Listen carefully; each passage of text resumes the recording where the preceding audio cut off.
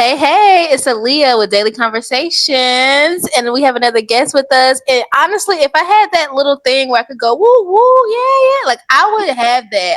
That's gonna be like the next investment that I try to invest in because I love having people to talk to, and I love making people feel good. And I think that thing, like having a little yeah, will make people feel good. So, we have a special guest. Jennifer is with us.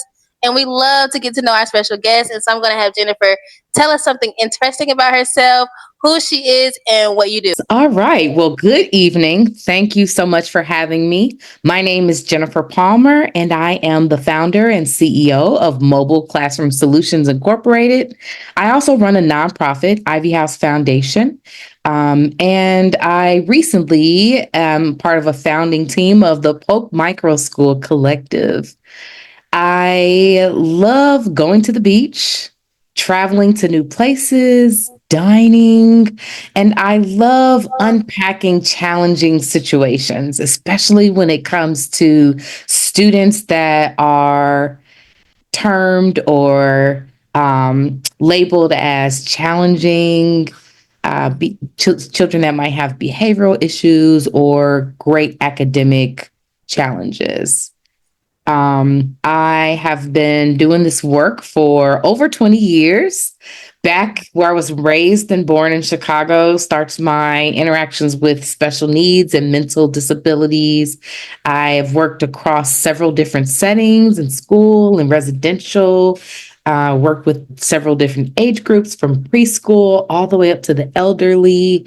And I am trained in behavior modification and therapy, but I work as a special education teacher under that education.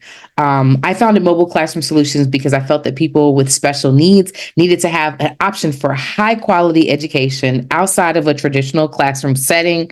We do all kind of customized educational formats. Most of our children are homeschooled, but they have an amazing educational diverse plan. And we help encourage families. We empower parents to supplement education, if not homeschool, as well as provide different products and services for children that have different needs. Wow. Thank you, Jennifer, for sharing that with us. That was a beautiful history of your education and how you have served your community.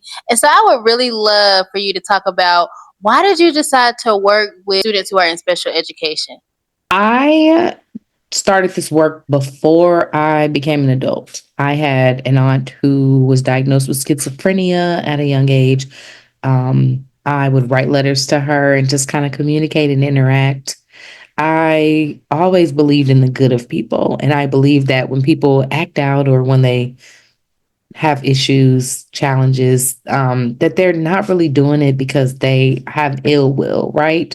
But there are just a lot of people that didn't necessarily understand that. And I saw even how my aunt, like the family didn't want to really deal with her. She was often ostracized and kind of made fun of. She found solace in being able to have a connection with a child. And I just thought, people deserve to be able to have more than that. There was very little I could do for her, but to be in the ear or to write her a letter and put a smile on her face. I eventually went on to help out at my mom and grandma are all teachers. So, but they were all like, do not become a teacher. There's no money in education. Go on to be a nurse, go on to be a doctor. So I was trying to fulfill other dreams. I came across ABA therapy. So my educational interest outside of that lied in working in the homes with children. And I saw how being a line therapist and working with kids with disabilities, not only was it a very fruitful career, I had a natural kind of knack for it. The money was multiplying year by year, and the demand became so great. I went back to school to pursue my master's, and mothering just kind of happened. And because of life and the choices that I made to prioritize being mom, I had to figure out a different way. So my work in special needs has gone up and down. There are times where I worked in regular education. There's times where I worked in the home. I mean, I haven't always worked with one population, but that just tended to be the where I would return to the population that I found myself most able to help, and the population that just seemed to be that needed me the most. Mm. So I learned at a very young age how to be an advocate. I would stick up for my aunt. I would speak on behalf of her. And I just, that along with my love and innate knack for education kind of led me to pursuing this work, as well as a few failed experiences. You know, sometimes you're thinking, oh, I'm going to do this and oh, I'm going to do that. And God is like, nope. No, you don't want to be an educator, but nope, I'm going to push it back because you're not going to be that kind of educator, but he had a greater plan. What is your, like, can you speak of maybe like a highlight of like working in special education? Because I'm a teacher, I'm an educator, but I don't have a lot of experience working with special education. Now, I have experience working with children on the spectrum. I have experience growing up with children who are in my family that's on the spectrum. And so I am aware of special education, but as an educator, I never got a lot of time to spend with that population.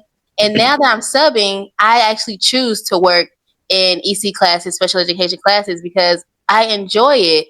And I feel sad because I'm like, why didn't I think more about special education and follow that path? So when you say highlight, can you clarify a little bit?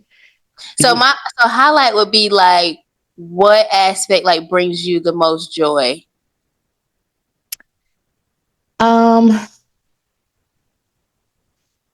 I would say probably being able to achieve things that people expect are not able to be achieved. When I was in my 20s, I worked with students. I remember there was one little boy, Bryce, and I had to drive like 20 miles out to his home, and his parents were older. They were both in their second marriage and they had a son, and he had autism. They're like 40s, in their 40s with a baby with autism, and so they're trying to navigate this as older parents. This was 2005. There were not, and in fact, it was 2003. There were not a lot of different resources that were available. And as they stumbled upon me and like working with them, the mom had just talked to me about things, and she said, I don't know if it'll work. It got to the point where he started coming to the table, he started trying to talk, he started trying to request things. I taught him to write his name. They had been told that he would never be able to write his name. I taught him how to say mom. She Oh, cried. These are things that other mothers get to experience all the time. And he was 11 years old when he said mom for the first time. wow. They, at that point, decided we have to have you to continue to work with our son. And I worked with them for the next 2 years. I left them and my other families to go to grad school and pursue my BCBA. Um, and they would send me letters every year, and he would sign his name like a Christmas card, once a year. And they would say, we found another teacher, but there's never been anyone like you. So Oh, I had that happen. And then I had a few others that I worked with that I had a lot of success. And it was just very rewarding to me to be able to hear these stories of they can't do this, they won't do this, they can't communicate, they don't like this. Something in me would be like, let me try. I'm going to mm, figure out a way. If they don't like writing, I'm going to figure out a way to get that pencil to the paper. Or they don't want to talk or they don't want to say names, I'm going to figure out a way to teach them the request.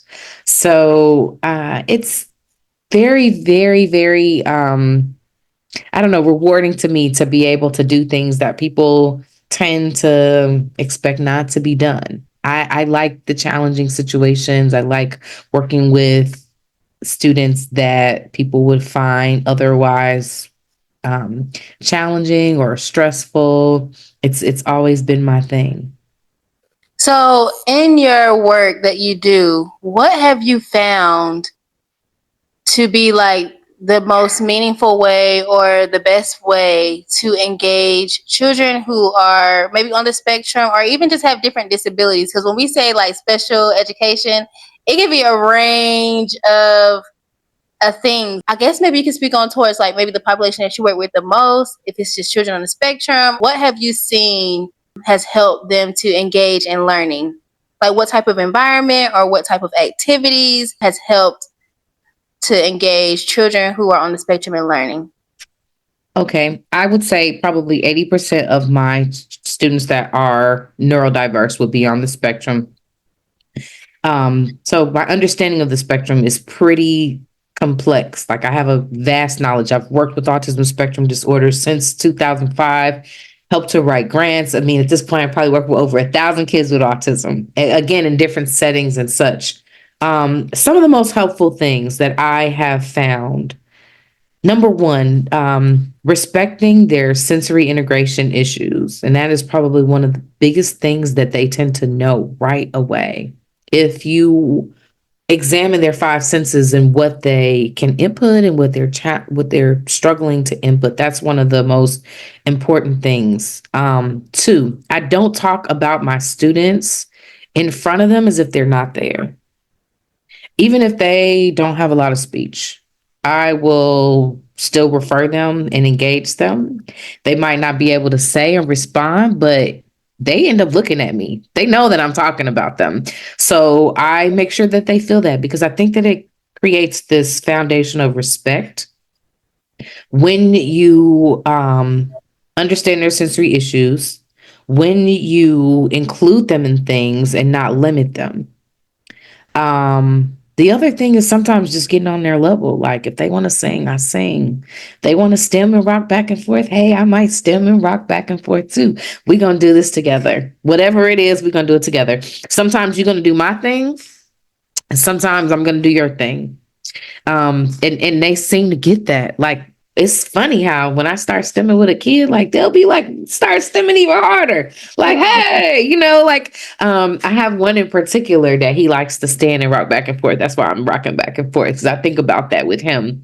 And I know like he also has a straw that he's always fixated on. So like when we go to the bathroom, I'm like, okay, give me your straw. Everybody else would be like, oh, put that straw down, or oh, yuck, I don't want to touch it. I'm like, here, give me the straw. I know that he's not going to wash his hands, and I know that that straw is very important to him. So it's one of those things. And then when he comes out the bathroom, I give him a straw back so he can stem. These are the kinds of things that like they've been punished for, they've been talked about for, they've been overlooked, right? And so I make sure because to me, respect is basic. You do not have to have words to show a person respect or disrespect. It is so much about your demeanor, your energy, your poise, your patience, your ability to interact and not interact. And I think that a lot of students that are, especially on the spectrum, they feel that it's almost like a sixth sense where they might be struggling in some other areas. It's like their supernatural perception of your ability to be genuine, your ability to really care about their needs. They know, they really do know. So it's just something that I've kind of just achieved over time. I don't think that it was something that I right away. Because first I come in right away, I'm like, well, let me bring treats and let me bring stickers and let me have this and that. That's more so like your regular education kind of thinking. A lot of kids on the spectrum and kids with disabilities, the number one thing that they really want from you, not your money, not your snacks, they want your attention. Mm-hmm. So if you can find a way to let them know that they have your attention, that's the beginning of a foundation. And then once you have that, then next thing you know, they're trying to multiply and they're trying to sing songs with you and they're okay with making videos. And I do a lot of that social media because these are things that they have learned to do and find success in doing. And I let them use my platform. So all of those to me kind of fall in line with that respect. That's, I think, the number one thing. But a lot of it is how do you show respect, right? And how do you make sure that they receive and understand that that's what you're trying to do. So it's definitely still different for each kid. You know, you still have to look at the cultural piece. You still have to look at their functioning ability, if they're high functioning versus low functioning. You know, their speech and abilities. So, for example, I know that a lot of kids with Asperger's are usually sometimes emotions can be challenging for them. Them being able to understand like perspective taking skills. So I might provide them with more perspective taking skills ahead of time and explain to them why I'm doing what I'm doing and the rationales behind my thinking. Where my younger kids on the spectrum or my kids that are less verbal, it's going to be picture exchange or it's going to be sit, stand, work, quiet, you know, read, a lot of one word commands. So a lot of it also depends on their level of functioning. This is why one of the things I do with my families, I really stress on the individualized educational opportunities because every single kid in my learning center is doing something different, even within our thematic units, looking at where they are, where their strengths and weaknesses are, where does that family plan to take them, how much support do they have? All of those things matter in that educational plan. So I feel like that's the respect is the basic part, but then also a lot of it depends on what the family can provide and how they can meet your expectations or you know what you're needing to. Sometimes I will really connect with the kid, and then I don't necessarily connect with the parents. So that has happened before. There have been times where the family really wanted the kid to come to class and they just weren't ready yet. So I think that that is part of it too, is being able to have a relationship with the family where they know like we're going to give her the time to do her thing. We are going to allow her the privacy per se, without interjecting and intervening, and you know, to her expertise or to be able to do what she needs to do. Because families that don't do that, you also can't build those relationships, right? You won't have that Right. respect and foundation, and you won't be able to communicate and do the things that you need to do with your kids. So it is one of those things that I mean, you want them to know everything that's going on, but you have to make sure that you have all those pieces in place. So a lot of my families like they'll come in and they'll be really nervous the first couple sessions, and I'll say to them, I'm sorry you're not allowed in the room, but you can sit out there. You're welcome to listen. If they get upset, please try not to interrupt. Please allow us some time. I let them know like we're going to need about 2 months, so this is what you can do. There's a coffee shop downstairs. You're welcome to sit here. We have cameras, you know, but we really need to be able to work through some of the stuff. So that's the other part of it. I think the respect foundation and the family cooperation are the two most greatest pieces that you need in order to have that successful experience for learning with the kids. That was so good. I recently just finished talking with a man named Don and Don's brother. So he went and wrote a book about his brother because his brother was the director of the program Teach. Have you heard of Teach at North Carolina Chapel Hill? No, not I've heard of Teach before, but I don't know if that is the same thing that I am familiar with. It's like the opposite of well he told me it was different from ABA, and now ABA is kind of like they're kind of the same now. ABA and Teach are kind of the same. Okay, no, I don't know a whole lot about Teach. Okay, well, his brother was like the director of it, and his brother ended up getting Alzheimer's, and so he wanted to like write a book in the memory of his brother, and so that he could have this thing, and so he went and interviewed so many people, and they talked about how I guess like he would be the one that if you wanted to know about autism or children on the spectrum or neurodiversity, you would go to him. And so I just recently did an interview with Don. He said that through his interviews and meeting with different families, something that he gathered from doing all these interviews is that children on the spectrum are not respected. And I found that to be really weird because I'm like, and don't get me wrong, I see it in education. Like when I was a teacher, when I was an educator in special education, you would see it happening. But I just thought that it was really weird because I'm like, why would you see, if you see someone struggling, it's just really weird to really find out that people people on the spectrum do feel disrespected by others, and that these are like occurrences that happen all the time. And so I would love for you to speak about, maybe even just give advice for everyday people. What would you want someone to know about people on the spectrum? People on the spectrum want to have friends just like everybody else. You know, their friendship, what it looks like might be different, but everybody wants to have somebody. So that's one thing, because you often think, oh, they're alone, they're in a corner, they're flapping, or oh, you know, they're stimming. They're still listening. They're still in tune with the environment. In fact, they're probably more in tune with the environment than maybe you are, in a sense, because they're tuning into every little detail while we're just tuning into the main stuff. Mm. Um, Number two, I think that when people with autism tend to have meltdowns, this is probably one of the biggest misconceptions. It's like, oh, that child is being bad, or oh, they know better, especially when they are not physically, um, their disability is not physically salient, right? They look Mm. like you and I. It looks, oh, that kid's just having a tantrum. Like he needs to get his behavior together, or oh, this person doesn't look like they have autism. So I'm not going to provide them with accommodations. That is probably one of the most challenging things for some of my really high functioning students.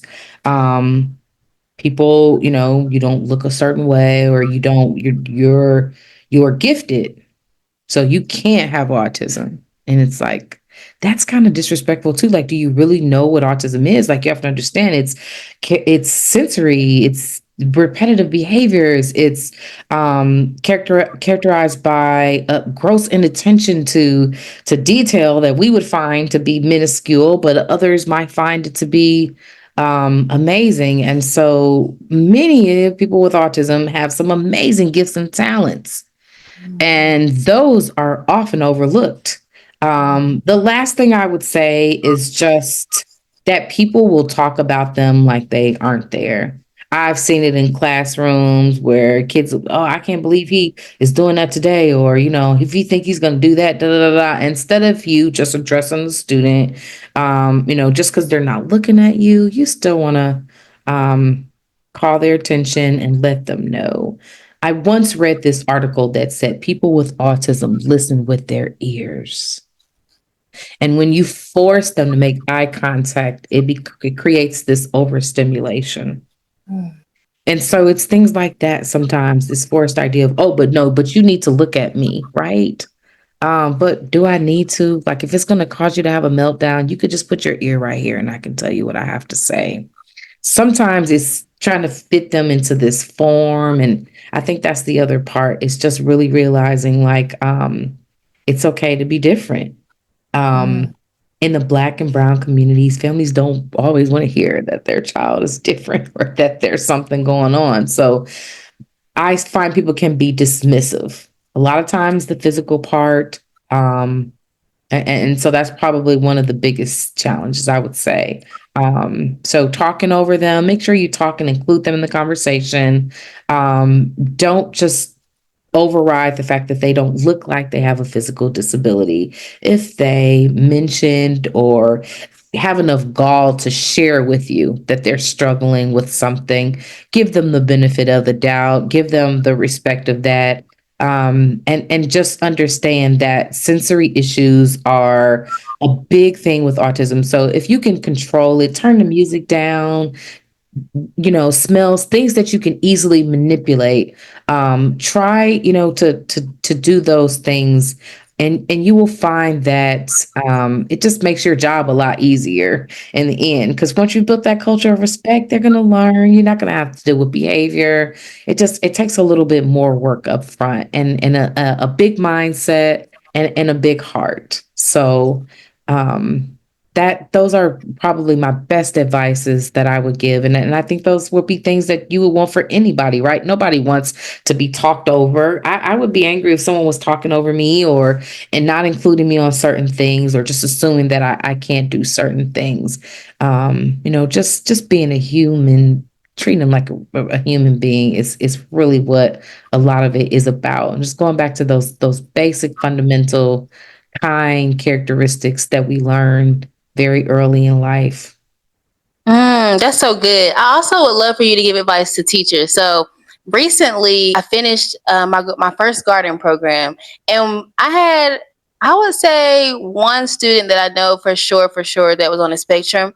And so with this program, I allowed parents to stay. It was parent participation collaboration, and I will honestly and truly say that this is like my not my first experience, but like I want to say I must just say my first experience working consistently with a child that's on the spectrum, because I've had experiences, but it hasn't been like consistently. And so there were things that I didn't know, like eloping, like, he walks away and he runs away and goes places, or like, there was there were some things, and I would just love for you to give advice, maybe like how some advice for teachers who are working with children on the spectrum, who want to work with children on the spectrum.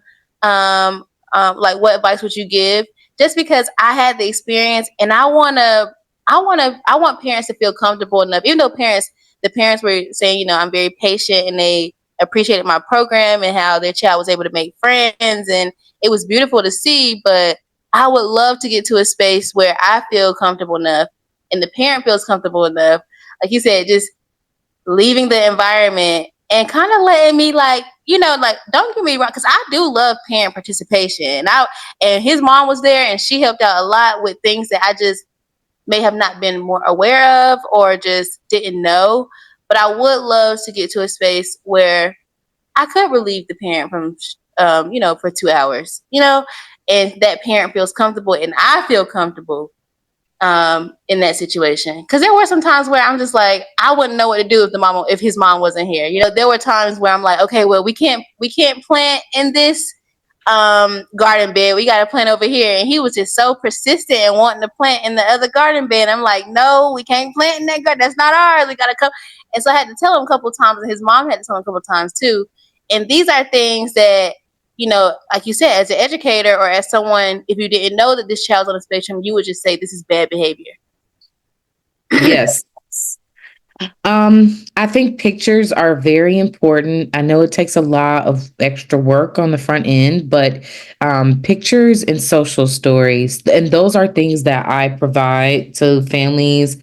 What I tend to do is like go ahead of time. I'll create a video or create a small reel with photographs that contain information of what we're going to do and what we're not going to do. If you go through things like that in advance, it will help you with setting boundaries. You want to stick to positive statements. So instead of talking about the don'ts, make sure you talk about what I want to see. Use walking feet, not don't run. Stay with your group. Stay safe, right? Rather than don't walk away or don't elope. Ask for help. Request breaks, right? So it's totally okay if you need to go for a walk, but we just, want to work on making sure that we can do that. I also think that routine is important. So as much as you can be consistent with the routine, but you want to build some flexibility into that, right? Because kids on the spectrum become too rigid at a routine.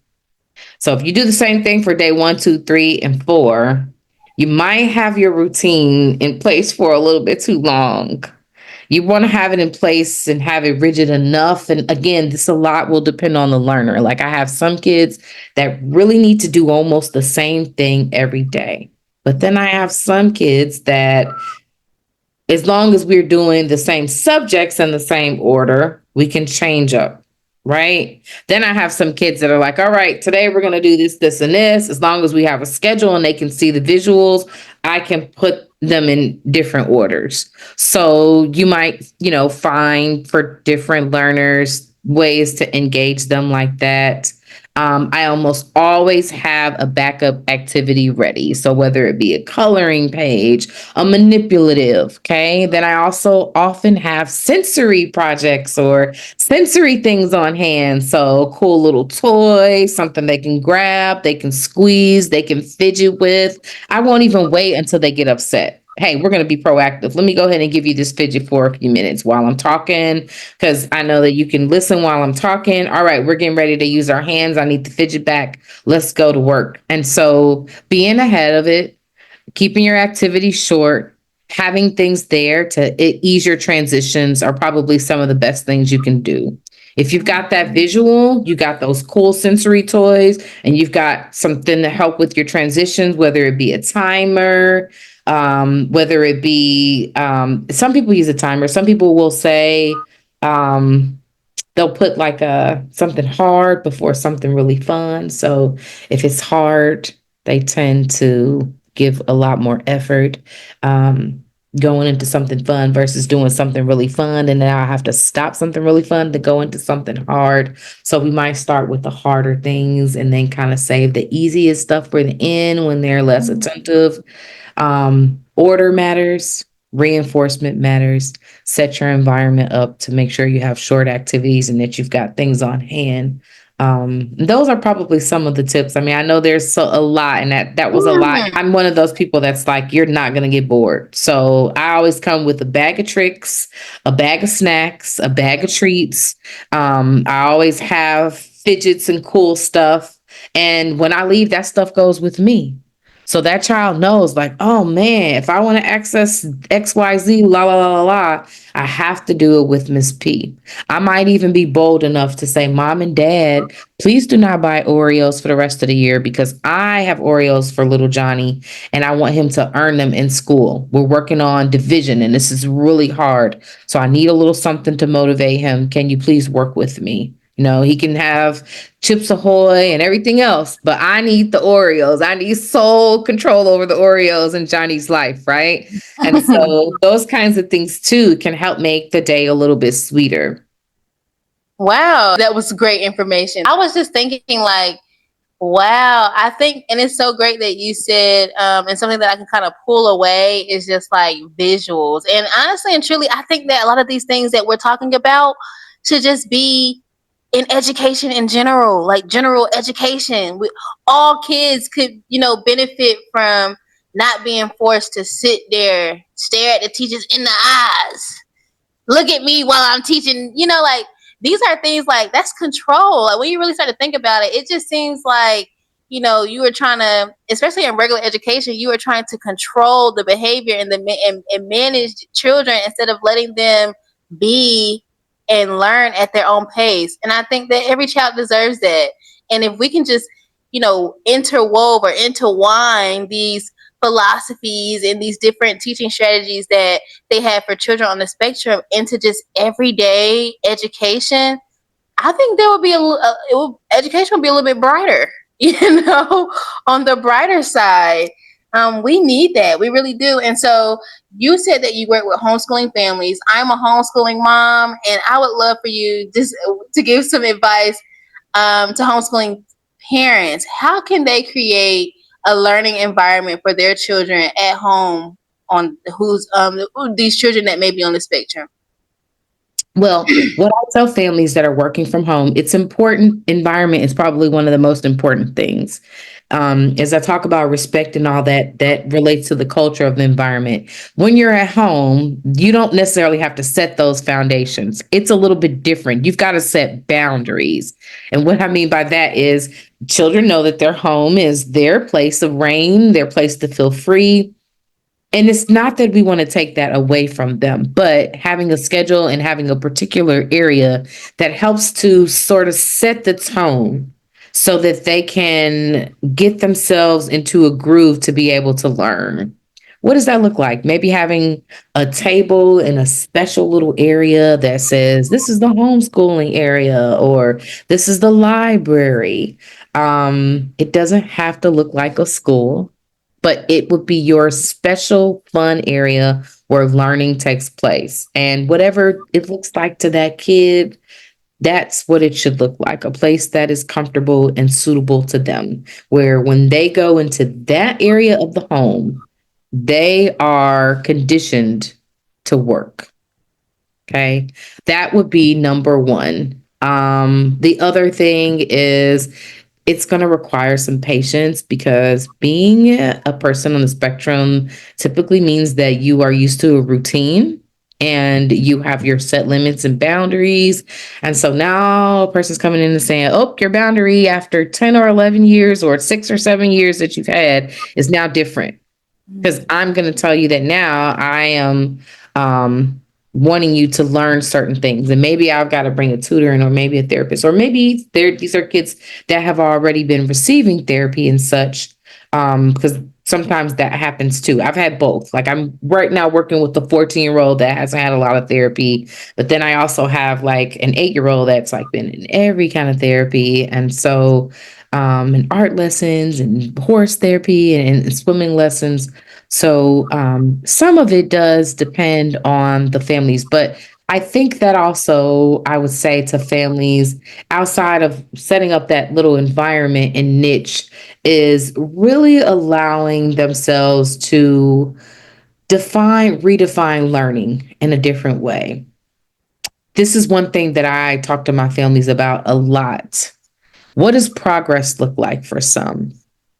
For some of my kids, the first year that they came and sat down, I put a pencil in their hand, they had a complete and utter meltdown. For some of my kids, when they first came to class with me, we worked for 60 minutes and we had to take breaks every 5 minutes. Is this progress that I can record through A's, B's, C's, and D's? No. But when that student that used to have to take breaks every 5 minutes can now come to school and enjoy a 5 hour day because they want to come early to school because they want to do music classes and art class and then stay, you see a difference. Now we've got kids who aren't required to be in school. You know, they're enjoying learning and their love for learning is different. So I think being able to not expect our children to learn the way we traditionally learn. That's the other part of it. Knowing that a lesson can happen at the park, or it can happen at the restaurant, or it can happen at Publix, or it can even be in getting up in the morning. Today, we're going to learn about taking a shower. All right, let's talk about anatomy, right? This day, we're going to take out the trash. We're going to talk about recycling and helping the environment. Let's talk about those shapes in the trash. Do you see any cylinders? Do you see any rectangular prisms? Do you see any, cubes, things like that? So also, as much as it can be hard for parents, us retraining ourselves or trying to wipe out what we think about school, and just understanding that the homeschooling for a child on the spectrum should be very naturalistic. The time at the table should be minimal. As much as possible, you want to give them those real life experiences.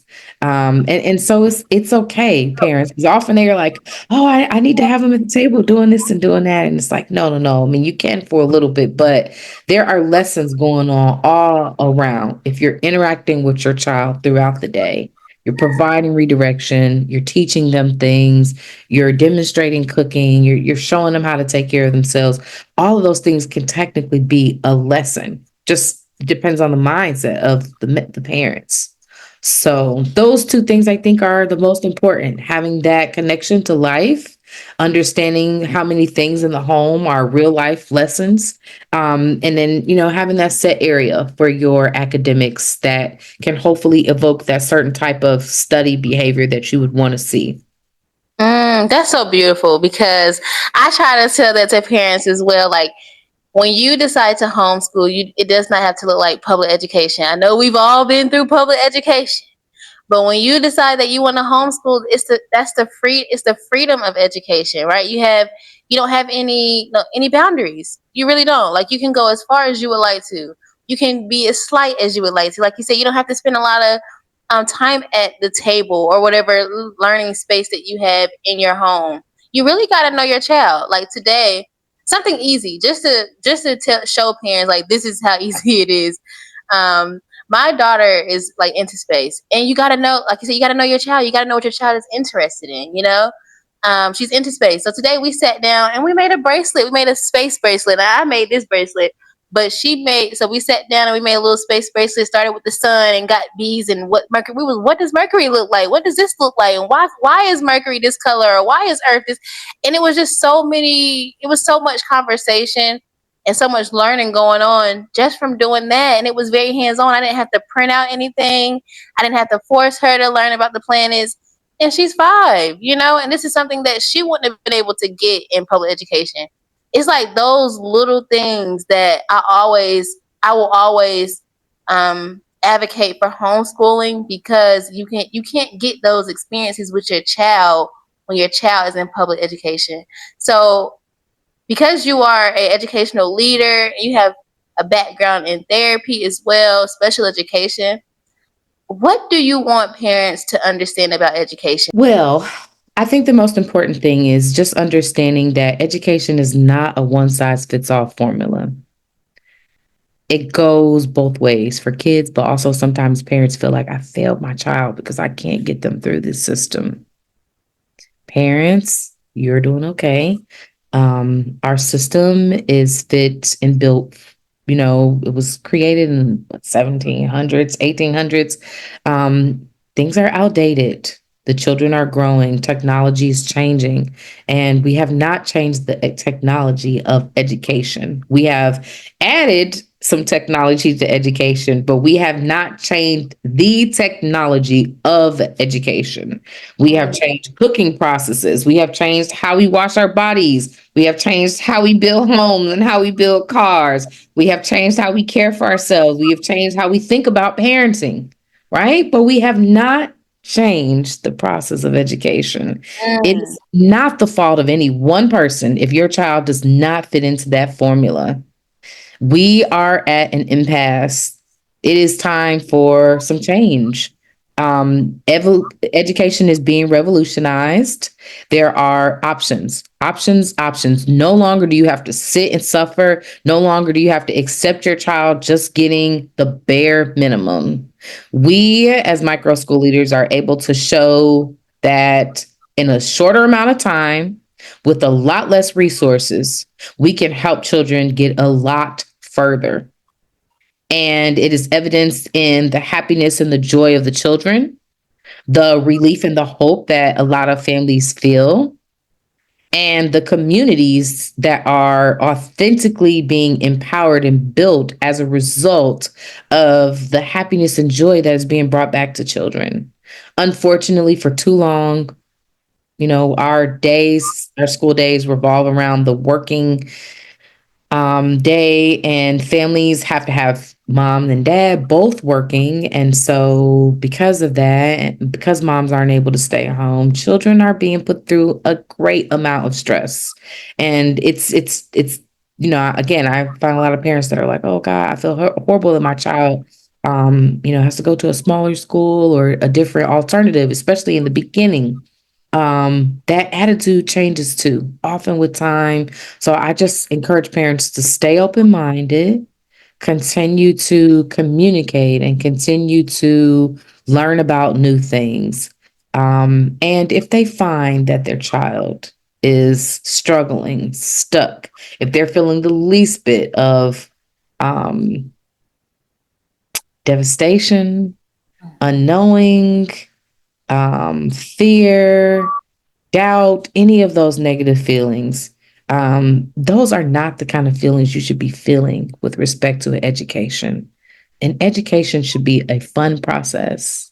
Learning should be fun. As human beings, we are curious beings that naturally are born and want to learn and know things. It is only time that conditions us to make us think that those things are not okay or outside of the box. So I think we need to get back to that, get back to being children, get back to our curious, imaginative minds, and really think about education with respect to what's best for the child. not what's best for our family, not what's best for our finances and our budget, but what is best for the wonderful human beings that we have been blessed to bring into this world. If given the opportunity, it is an honor to be able to homeschool your child and to be able to be a part of creating something amazing and great. The other thing is the homeschool communities that we have now are so much different than where they were 10 years ago.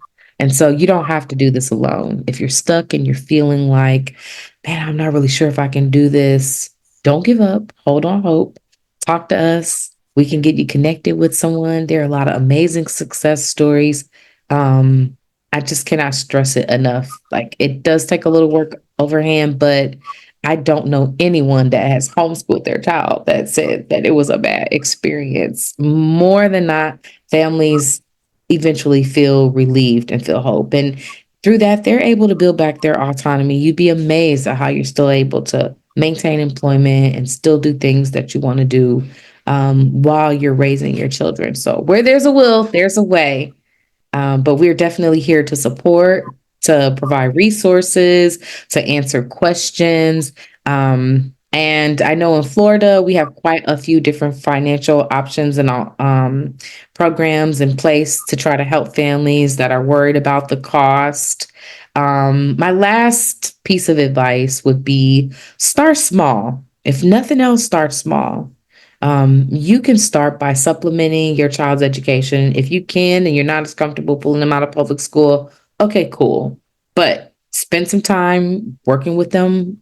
Literacy is important. Read with them outside of school.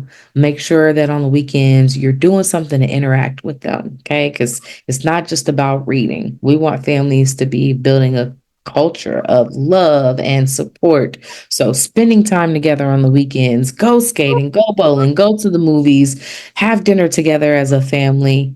Still remember that you as a parent are your child's first teacher. Wow, there you have it, you all. You are your child's first teacher. You have options as a parent. Woo, that was beautiful. I'm going to leave it at that. That was Jennifer. Thank you so much for joining me on Daily Conversations. You all do not forget to like and subscribe to our channel. We'll see you on the next one. Peace.